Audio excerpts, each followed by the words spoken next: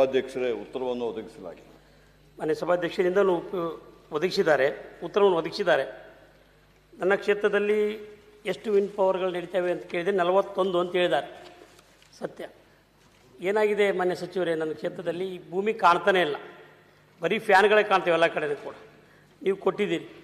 ನನಗಿರ್ತಕ್ಕಂಥ ಆತಂಕ ತಾವು ಕೇಳಿದ್ರಿ ಏನಂತೇಳಿ, ಯಾವ ಮಾನದಂಡ ಮೇಲೆ ರೈತರ ಜಮೀನನ್ನು ಖರೀದಿ ಮಾಡ್ತಾರೆ ಅಂತಕ್ಕಂಥದ್ದನ್ನು ಅಲ್ಲಿ ಇರ್ತಕ್ಕಂಥವ್ರು ಸ್ಥಳೀಯವಾಗಿ ಅದನ್ನು ನೋಡ್ಕೊಳ್ತಾರೆ ಅಂತಕ್ಕಂಥದ್ದನ್ನು ಹೇಳಿದಿರಿ.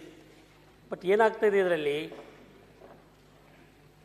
ರೈತರಿಂದ ಜಮೀನನ್ನು ಪಡಿತಾರೆ, ಒಂದು ಹೊಲದಿಂದ ಇನ್ನೊಂದು ಹೊಲಕ್ಕೆ ಹೋಗಬೇಕು ಅಂತ ಹೇಳಿದ್ರೆ ಬಹುಶಃ ಎಷ್ಟು ಸಮಸ್ಯೆ ಆಗಿದೆ ನಮ್ಗೆ ಅಂತ ಹೇಳಿದ್ರೆ, ಆ ಹೊಲದಿಂದ ಇನ್ನೊಂದು ಹೊಲಕ್ಕೆ ತೊಂದರೆ ಆಗ್ತಾಯಿದೆ. ಹಿಂದೂ ಕೂಡ ನಾವು ಕೇಳಿದ್ದೇನೆ ಇದನ್ನು ಬಡಿತಕ್ಕಂಥದ್ದು. ಮಾನ್ಯ ಗೃಹ ಸಚಿವರಿದ್ದು ಭಾಳ ಚಲೋ ಐತಿತ್ತು. ಇದರಲ್ಲಿ ಪೊಲೀಸರು ಏನಾದರೂ ಮಧ್ಯಸ್ಥಿಕೆ ಅಂತ ನನಗೆ ಗೊತ್ತಾಗ್ತಿಲ್ಲ. ಅವ್ರು ಬಂದು ರೈತರನ್ನ ಜಬರಿಸ್ತಕ್ಕಂಥದ್ದು, ಕೇಸ್ ಮಾಡ್ತಕ್ಕಂಥದ್ದು ಈ ರೀತಿ ನಡೀತಾ ಇದೆ. ದಯವಿಟ್ಟು ಯಾವುದೇ ತನ್ನಾಗಿರ್ತಕ್ಕಂಥ ಇದನ್ನು ತಮ್ಮ ರೂಲ್ಸನ್ನು ಫಾಲೋಅಪ್ ಮಾಡ್ತಾ ಇಲ್ಲ.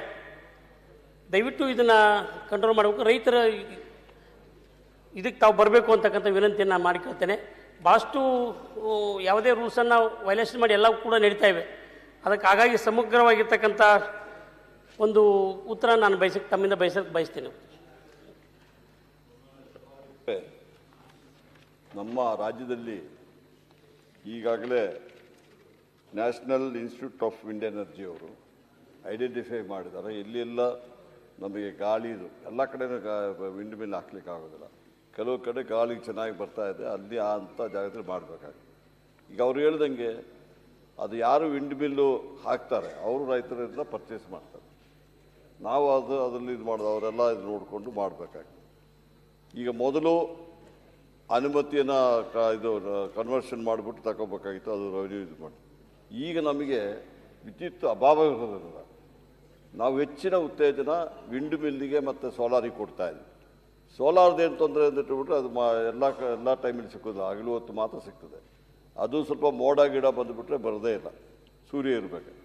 ವಿಂಡ್ ಆದರೆ ಏನಾಗ್ತದೆ ಅಂದಿಟ್ಬಿಟ್ರೆ ಹಗಲು ರಾತ್ರಿ ಬರ್ತದೆ. ಅದರಿಂದ ನಾವು ಹೈಬ್ರಿಡ್ ಅಂತ ಹೇಳ್ತೀವಿ, ಸೋಲಾರ್ ಮತ್ತು ವಿಂಡು ಹೈಬ್ರಿಡ್ ಇಟ್ಕೊಂಡು ಮಾಡುವಂಥ ಕೆಲಸ ಮಾಡಿ. ನಮಗೆ ರಾತ್ರಿ ಹೊತ್ತು ಪೀಕ್ ಅವರ್ಲಿ ಹೆಚ್ಚಿಗೆ ಕರೆಂಟ್ ಬೇಕಾಗ್ತದೆ. ಅದಕ್ಕೆ ಆಗ ಪೀಕ್ ಅವರ್ಲಿ ನಾವು ಗ್ರಿಡ್ಡಿಂದಲೂ ತೆಗಿಲಿಕ್ಕಾಗೋದಿಲ್ಲ, ಯಾಕಂದರೆ ಹೆಚ್ಚು ರೇಟ್ ಬರ್ತದೆ ಅದನ್ನು ಎಕ್ಸ್ಚೇಂಜ್ ತೆಗಿಬೇಕಾದ್ರೆ. ಅದರಿಂದ ಮಾಡ್ತಾ ಇದ್ದೀವಿ. ಅದರಿಂದ ನಾವು ಫಾರ್ಮರು ಮತ್ತು ಕಾಂಟ್ರಾಕ್ಟ್ ಯಾರು ಅವರಿಗೆ ಇಬ್ಬರಿಗೆ ಬಿಟ್ಟಿದ್ದು ಅವರಿಬ್ಬರು ಮಾಡ್ತಾರೆ. ಮತ್ತು 2.5 ಮೆಗಾವಾಟ್ ಮಾಡಬೇಕಾದ್ರೆ ಎಷ್ಟು ಲ್ಯಾಂಡ್ ಬೇಕಾದ್ರೆ ಅಂದರೆ 5 ಎಕರೆ ಬೇಕಾಗ್ತದೆ. 2.5 ಮೆಗಾವಾಟಿಗೆ 2.5 ಮೆಗಾವಾಟಿನ ಹೆಚ್ಚು ಬೇಕಾದ್ರೆ 10 ಎಕರೆ ಬೇಕಾಗಿದೆ. 10 ಎಕರೆ ಯಾರು ತೆಗೆದುಬಿಟ್ಟು ನಮಗೆ ಅಪ್ಲಿಕೇಶನ್ ಹಾಕ್ತಾರೆ ಅವರಿಗೆ ನಾವು ಎಲ್ಲ ಡೀಟೇಲ್ಸ್ ನೋಡಿಬಿಟ್ಟು ಅವರಿಗೆ ಅನುಮತಿ ಕೊಡ್ತಾ ಇದ್ದೀವಿ. ಅದರಿಂದ ಸುಮಾರು 7,300 ಮೆಗಾವಾಟ್ ಈಗ ನಮ್ಮ ಕರ್ನಾಟಕ ರಾಜ್ಯದಲ್ಲಿ ವಿಂಡ್ ಇದರಿಂದ ಉತ್ಪಾದನೆ ಆಗ್ತಾ ಇದೆ. ಓಕೆ ಮಾನ್ಯ ಅಧ್ಯಕ್ಷರೇ, ಇದೇ ವಿಷಯವಾಗಿ ಅಲ್ಲ, ನಂದೇ ಕ್ವಶನ್ ಇದೆ ಅಧ್ಯಕ್ಷರೇ, ಇದೇ ವಿಷಯವಾಗಿ ಮತ್ತೆ ಬೇಡ. ಒಂದ್ ಸೆಕೆಂಡ್ ನಿಮ್ಮ ಕ್ವಶನ್ ಇದೆ, ಹೌದು. ನೆಕ್ಸ್ಟ್ ನೀವು ಕೇಳೋದಿಲ್ಲ ಕ್ವಶನ್, ಆಗ ಕೂತ್ಕೊಳ್ಳಿ.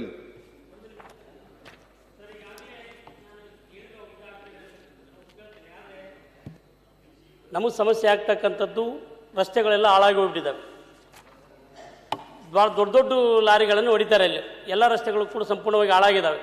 ಅವ್ರು ಕೇಳಕ್ಕೆ ಹೋದ್ರೆ ಅಧಿಕಾರಿಗಳು ಕರೆದು ಕೂಡ ಅವ್ರು ಬರೋದಕ್ಕೆ ತಯಾರಿಲ್ಲ. ನಾವೊಂದು ಸಭೆ ಮಾಡಬೇಕು, ಯಾವ ರೀತಿ ಇದು ಮಾಡಬೇಕು ಅಂತ ಕೇಳಿದ್ರೆ ಅಧಿಕಾರಿಗಳನ್ನ ಕರೆಸಿದ್ರು ಕೂಡ ಬರೋಕ್ಕೆ ಸಾಧ್ಯ ಆಗ್ತಿಲ್ಲ. ಯಾವ ಮಟ್ಟಿಗೆ ಹೋಗಿದ್ದಾರೆ ಅಂತ ಹೇಳಿದ್ರೆ ತಾವು ನೋಡಿರ್ಬೋದು, ಟಿ ವಿಯಲ್ಲಿ ಕೂಡ ಬಂದಿದೆ. ಒಂದು 4-5 ಮಂದಿನ ಇಟ್ಕೊಂಡು ಗುಂಡಾಗಿರಿ ಟೈಪ್ ಮಾಡಕತ್ತಿದ್ದಾರೆ ಅಧ್ಯಕ್ಷರೇ. ಏನು ಮಾಡಬೇಕು ಇವರು ಮಂತ್ರಿಗಳು? ಅದಕ್ಕೆ ನಮ್ಗೆ ಏನು ಮಾಡಬೇಕು ಅಂತಕ್ಕಂಥದ್ದು ಅರ್ಥ ಆಗ್ತಿಲ್ಲ. ದಯವಿಟ್ಟು ಆ ಕಂಪನಿಗಳಿಗೆ ತಾವು ಡೈರೆಕ್ಷನ್ ಕೊಡಲೇಬೇಕು. ಒಂದು ಸಭೆ ನಮ್ಮ ರಸ್ತೆಗಳೆಲ್ಲ ರಸ್ತೆಯನ್ನು ಮಾಡೋದಕ್ಕೆ ಕೊಡಬೇಕಲ್ಲ ಸರ್. ಓಕೆ, ಯಾವ್ದ್ರಾಗ ಮಾಡಕ್ಕೆ ಇವತ್ತು ಮಾಡೋದಕ್ಕೆ ಅನುದಾನವೂ ಇಲ್ಲ. ಆ ರಸ್ತೆ ಎಲ್ಲ ಹಾಳಾಗಿ ಹಿಡಿದು ರೈತನಿಂದ ಬಡಿಸ್ತಕ್ಕಂಥ ಹೆಚ್ಚಾಗಿ ಪೊಲೀಸರು ಭಾಳಷ್ಟು ಅದರಲ್ಲಿ ಮಧ್ಯಸ್ಥಿಕೆ ವಹಿಸಿ ಅವ್ರನ್ನ ಎದುರಿಸ್ತಕ್ಕಂಥ ಕೆಲಸ ಆಗ್ತಾ ಇದೆ. ಇದು ಪೊಲೀಸರದ್ದು ಏನು ಇದರಲ್ಲಿ ಇನ್ವಾಲ್ವ್ಮೆಂಟೋ ಗೊತ್ತಿಲ್ಲ ನನಗೆ, ಅದು ಆಗಬೇಕು ಅಂತಕ್ಕಂಥದ್ದು. ಹಾಗೆ ಜೊತೆಗೆ ದಯವಿಟ್ಟು ಇನ್ನೊಂದು ಮಾತನ್ನು ಹೇಳ್ತೇನೆ.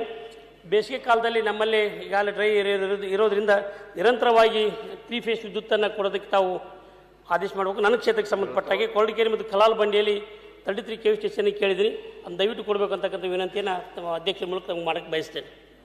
ಸನ್ಮಾನ್ಯ ಸಭಾಧ್ಯಕ್ಷರೇ, ನಾನು ಸಮೇತ ಎಲ್ಲ ಡಿಸ್ಟ್ರಿಕ್ಟಿಗೆ ಹೋಗಿ ರಿವ್ಯೂ ಮಾಡಿದೆ.